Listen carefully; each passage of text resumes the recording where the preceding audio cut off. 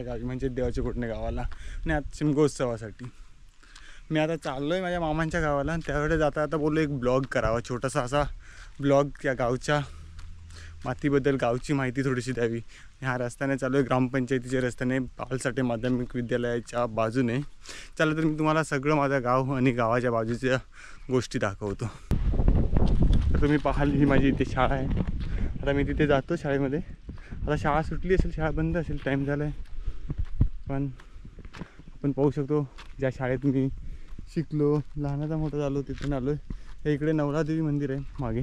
त्या रस्त्याने मी आता चालत आलो ग्रामपंचायतीकडे, म्हणजे आपलं हायस्कूलजवळ.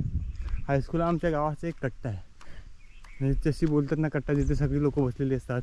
शाळेचं ठिकाण असल्यामुळे ते रहदारी जास्त असते, ते दुकानं आहेत, मार्केट आहे, म्हणजे छोटी छोटी दुकानं आहेत. ही ग्रामपंचायत आहे आणि ग्रामीण बँक,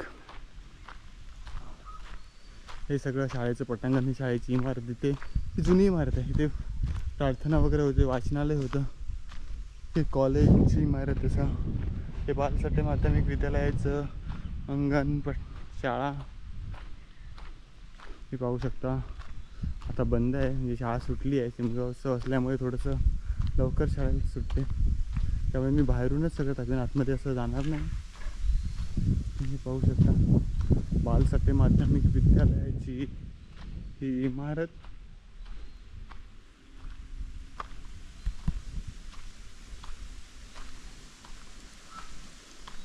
तिथे काही माणसं काम करतात, लाकडं तोडत आहेत. हे जुनी इमारत. इथे प्रार्थना, सकाळची शाळेची प्रार्थना होते ना, ती आमच्या इथे व्हायची. आणि इथे NCCच्या स्काउट व्हायच्या. ते हे ठिकाण, हे मैदान. आम्ही इथे क्रिकेटही खेळायचो, टुर्नामेंट होता तिथे. कबड्डी, खो खोच्या शालेय स्पर्धा बोलतात त्यांना, त्या होतात. चला मी आज जातो, ते उघडं आहे अंगण. तर आपण शाळेचं बारकाईने निरीक्षण करू. हे शाळा, हे इथे राष्ट्रीय हरित सेना म्हणून लिहिलेलं आहे. त्या शाळेचं नाव बालसाठे माध्यमिक विद्यालय. ते का, त्यासाठी त्याच्यामागे खूप मोठा इतिहास आहे, तोही तुम्हाला एक दिवस समजावून सांगेन. मी या शाळेबद्दल सांगतानाच सांगेन. ते आपण बालसाठेंच्या पुतळ्याजवळही जाऊ, त्याआधी आपण ही शाळा पाहूया. शाळेची पूर्ण इमारत, शैक्षणिक मंडळ, इथे वेगवेगळे वर्ग इथे बसतात. पंचांग असं त्या फळ्यावर लिहिलेलं. आमचे टायमाला सांगले सर, खाडे सर आमचे क्लास टीचर होते. पोले सर आमचे हिंदीचे सर, असे अनेक शिक्षक. आज ते सगळे रिटायर झालेत. आणि हे आहेत बालकृष्ण लक्ष्मण साठे, त्यांचा पुतळा. त्यांच्या नावाने ही शाळा चालली जाते. त्यांचं बलिदान ह्या शाळेसाठी, त्यांनी दिलेलं त्याग खूप मोठा आहे, पण तो विसरता येणार नाही. म्हणून त्या शाळेला त्यांचं नाव दिलं आहे. जिवंतपणे त्यांनी आपले डोळे, नेत्रदान केलं. असं खूप साऱ्या गोष्टी आहेत. हा छोटासा त्यांच्याबद्दलचा माहितीपट आहे, तो मी ते कॅच करण्याचा प्रयत्न करतो. तुम्ही बघा, हा त्यांचा स्मृतिचिन्ह. हे नारायण गणपतराव नवाळे साहेब, ज्यांनी शाळा चालू केली. ही शैक्षणिक क्षेत्रामध्ये त्यांनी खूप मोठं काम केलं आहे. असे हे नवाळे साहेब, त्यांनी शाळा आणि ही संस्था चालू केली. ही शाळेचं अंगण आहे, शाळेच्या इमारतीतलं कोरांडा असं. हे वेगवेगळे वर्ग. हा 7वीचा वर्ग आहे. ते 7वीचं, इयत्ता 7वीची विद्यार्थी बसवले, ते पाठ भरतो. हे सगळे झेंडा, हे सगळे नकाशे वगैरे आहेत शाळेच्या इमारतीवरती काढलेले, तुम्ही पाहू शकता.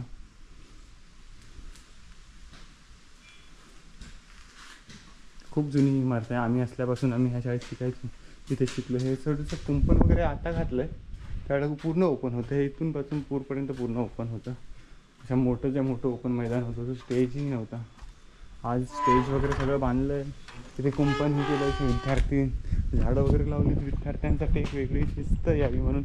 आणि आता माध्यमिक म्हणजे विद्यालय राहिलं नाही, हे कॉलेज पण बनले. मी म्हणजे काय बोलतात, 12वीपर्यंतचं कॉलेज इथे चालू झालं आहे. मी बघू शकता, हे शाळेच्या इमारतीवरती दिलेलं आहे शाळेचं नाव, बालसाठे माध्यमिक विद्यालय.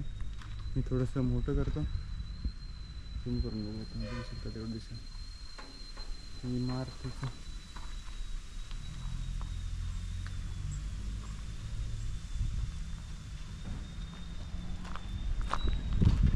ही देवाच्या घोटण्यातली शाळा. इथे कितीतरी विद्यार्थ्यांनी शिकून आपलं जीवन घडवलं, जीवन घडवलं.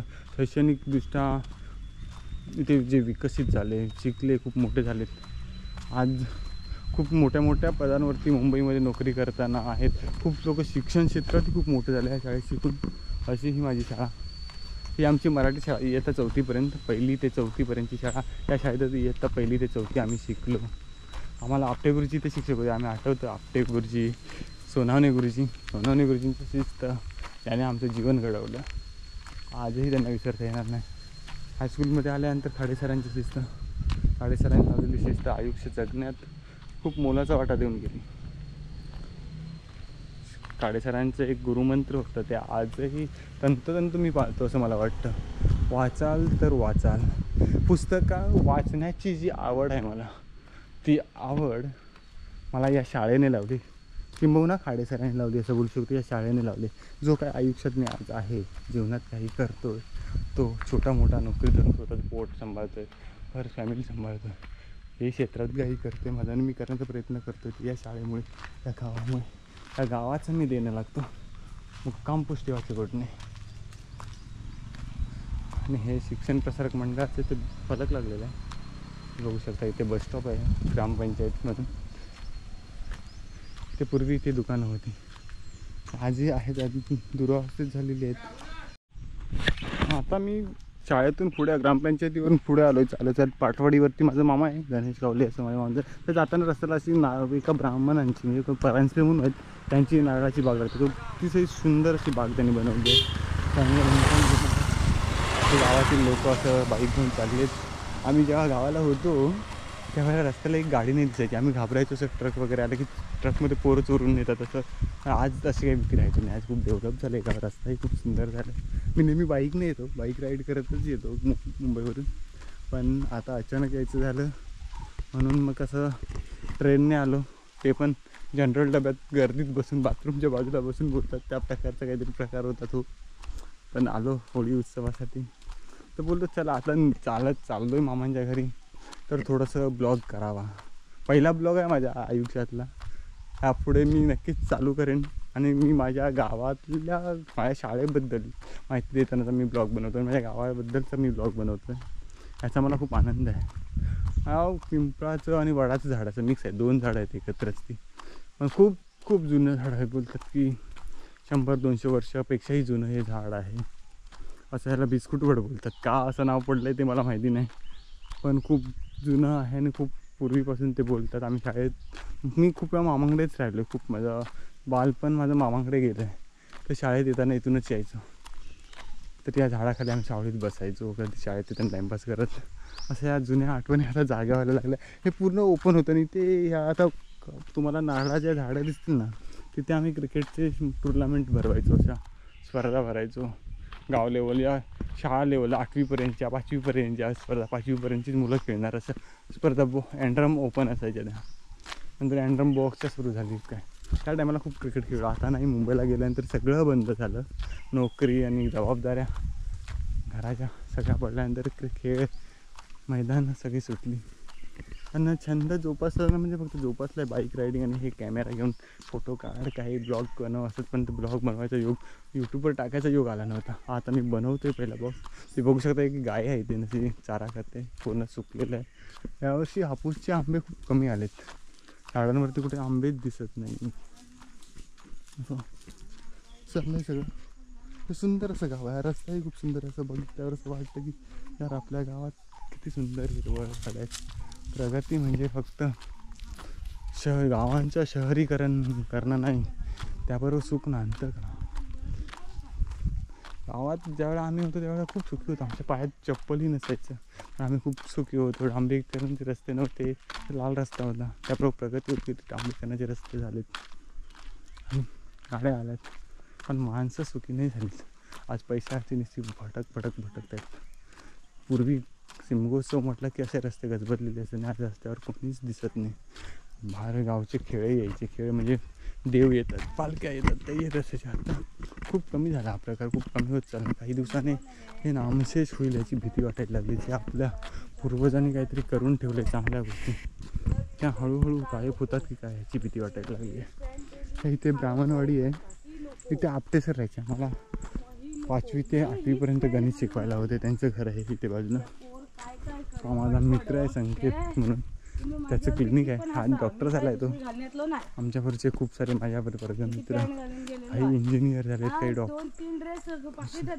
सुयोग इंजिनियर आहे, मंगेश नाव आहे इंजिनियर, संकेत शिरसाट बघा, डॉक्टर संकेत विजय शिरसाट डॉक्टर, असे खूप हुशार विद्यार्थ्यांची आमची बॅच होती.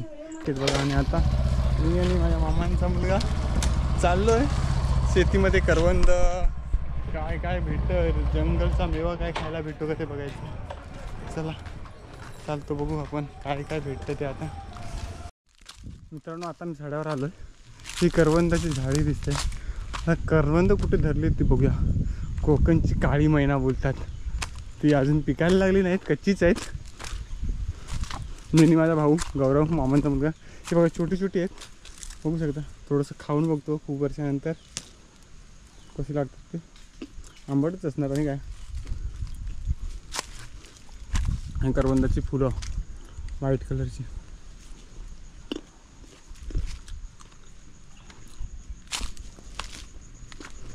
ही पूर्ण शेती आहे. पूर्वी ते शेती करायची.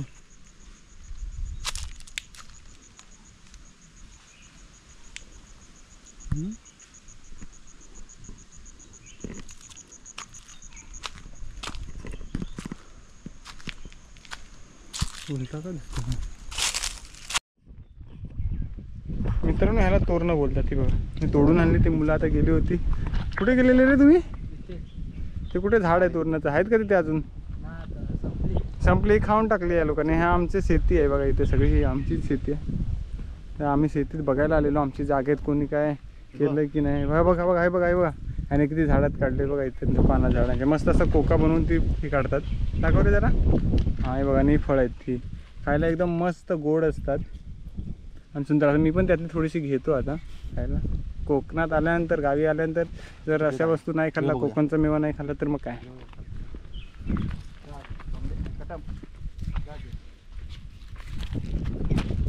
आता मस्त सूर्य मावळतीला चाललाय बघा.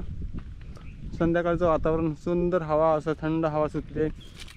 जी मुलं आज खेळे म्हणून बाहेर गेली नाहीत शिमगोत्सवासाठी, ती मुलं आता आहेत आमच्याबरोबर सड्यावरती. आम्ही काय मुंबईवरून आलेलो असं उत्तम सुंड्यावर आलो.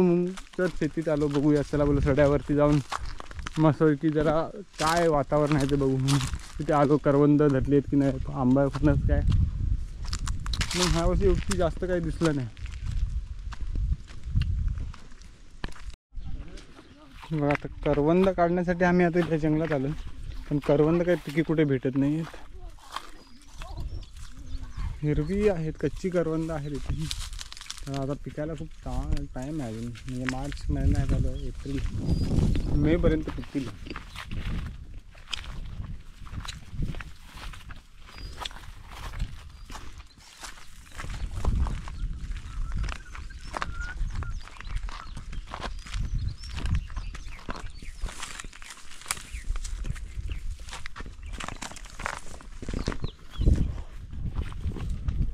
या जंगलातून अशी करवंद शोधत, काही फळं भेटतात का शोधत ती पोरं आपण चालले. बघा काय भेटतं का नवीन. करवंद पिकलेली कुठे दिसतात का, पण कुठेच नाहीत. आम्ही इतकं खूप सारं जसं फिरून आलो आहे, पण कुठे अशी करवंद पिकलेली दिसली नाहीत. आधी आल्यानंतर हे सगळ्या गोष्टी खाणं, हे सगळ्या गोष्टीचा आनंद घेणं खूप वेगळी मजा असते. खूप वर्षानंतर ह्या टायमाला असं गावाला आलो आहे. म्हणजे होळीच्या टायमाला सुट्टी अशी लागून सुट्टी आल्यामुळे आता आला आणि त्यामुळे ब्लॉग करतो. हे चारोळं माहिती ना, चारणं बोलतात आमच्याकडे. हे चारोळं असतात माहिती ना, त्याचं झाडी बघा. ही मस्त धरली आहे ती चारोळं. झाड पूर्ण पिकून अर्धी संपली आहे, थोडीशीच राहिली आता असं. हे बघा हे पूर्ण झाड आहे. हे चारोळ्याची अशी फळं असतात, ती पिकल्यानंतर काळी अशी होतात. हे कच्ची आहे, ती पिकणार. आणि हे फोडलं की ह्याच्या आतमध्ये जी बी असते त्याचा घर असतो, तो चारोळा असतो बघा. हे चारोळ्याचे असं झाड असतं. मी तोडतोय ते, खायला चांगलं लागतं.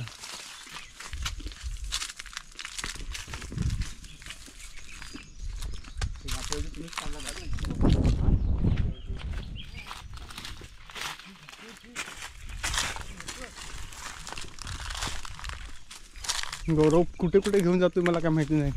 काय काय भेटणार आता ह्या अशा जंगलातून जाऊन तेही नेमकं मला माहिती नाही. पण बघूया, गौरवच्या मागून जाऊया, काय भेटतं ते बघूया.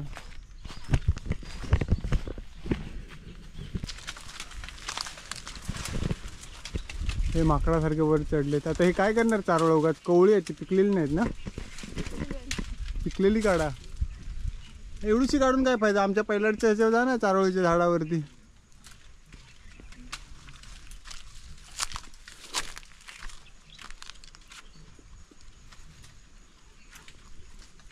आता कॅमेराची बॅटरी पण संपत आली, 18% राहिली.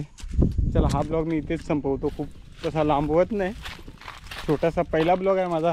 आवडलाच लाईक शेअर आणि कमेंट्स पण जरूर करा आणि चॅनलला सबस्क्राईब करायला विसरू नका. जय हिंद, जय महाराष्ट्र.